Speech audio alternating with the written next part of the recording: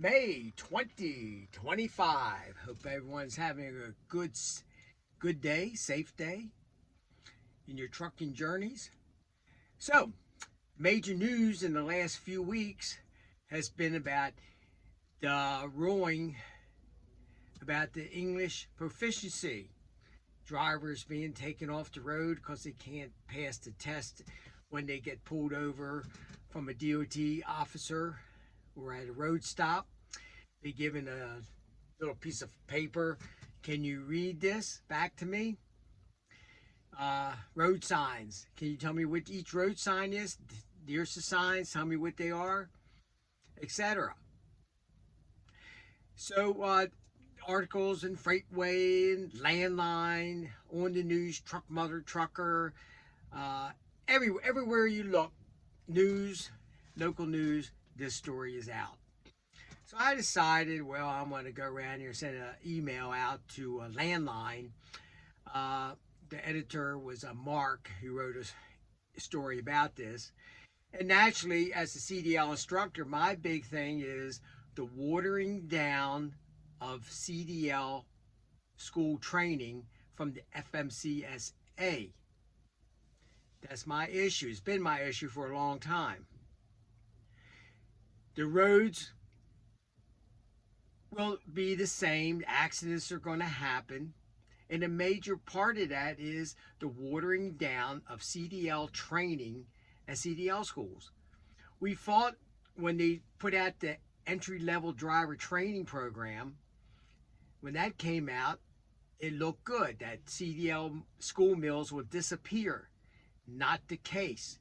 Because shortly after the entry-level driver training program came out, they watered it down with the new modernization testing program.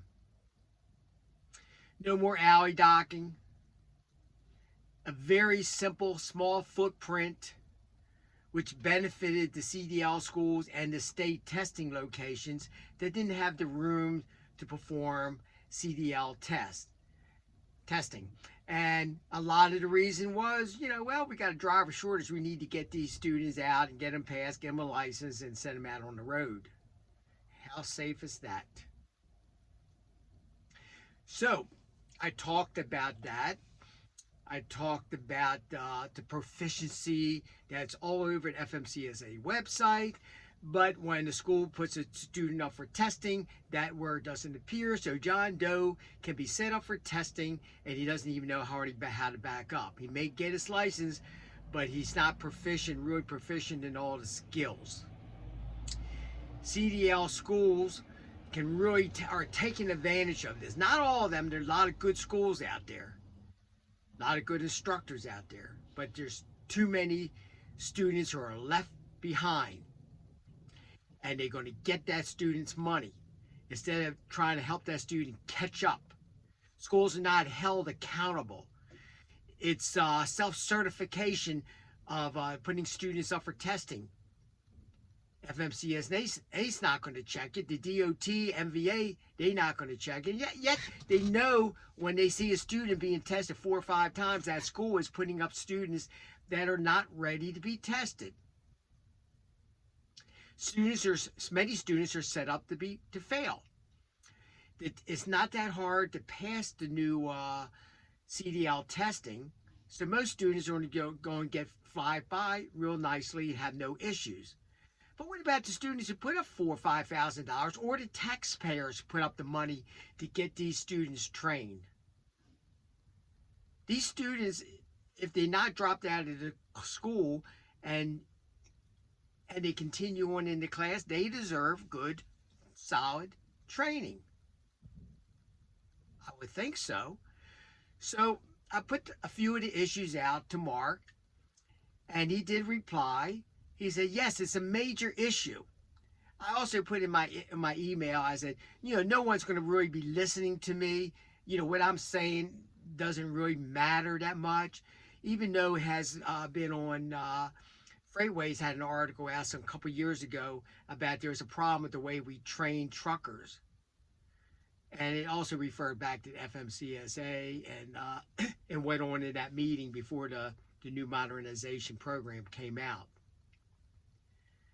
But just to get, so the reply, this is an editor. Yes, it's a major issue. Duh, it's a major issue. But no one wants to talk about that. Accidents will continue to happen because students are not trained properly. A lot of students want to get in and out of school. A lot of students think they are going to get a local job. Not all of them are going to get a local job. They're going to have to go over the road, and then they get road shock, and they see what it's really about, and they quit. We're not properly preparing students to be successful when they get out of CDL schools.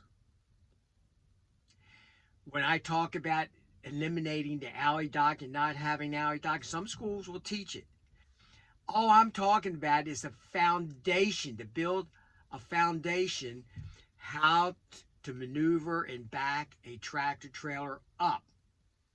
So when they get their first job or they go to a mega company, they have some idea with a starting point. So they know that in school they practice a 45-degree back up. They backed up to an alley, and they really got enough training. So they had a foundation. The FMCSA on their website, there is no minimum requirement of behind the wheel, on the road, on a public road training. So a school can get away with doing 6 hours. That's not right. How can you build a foundation of driving on a public road with less? You got to have 10 or more hours. 2 states won on their own and put the rule in for their state requirements that all students must have 10 or more hours behind the wheel instructions on a public road. So, I mean, I just go on and on. There's so much wrong with the FMCSA, how they water down the driving training program. And it was kind of disappointing to hear from Mark from the Landline magazine. Yes, it's a major issue, and that's it. So I'm a little disappointed with that. But there again, I have a small footprint. I'm not reaching out. Most of my videos are for CDL students, so I'm not getting the word out there. So hopefully you can share the video. Maybe someone will start talking about this. Besides other issues, which are important. I'm not saying they're not important, but this is where all the issues starts when it comes to CDL and training for safe drivers, for safe drivers on the road, for helping to help the driver shortest by making students ready to go on the road, to be successful as a CDL driver. And FMCSA is not helping in these CDL schools. Anyone can be a CDL school. And one more thing, if you want to do the classroom, you can go online and do the classroom. You can call me and I can sit down and do all your paperwork and get you passed in one day, or to even advertise.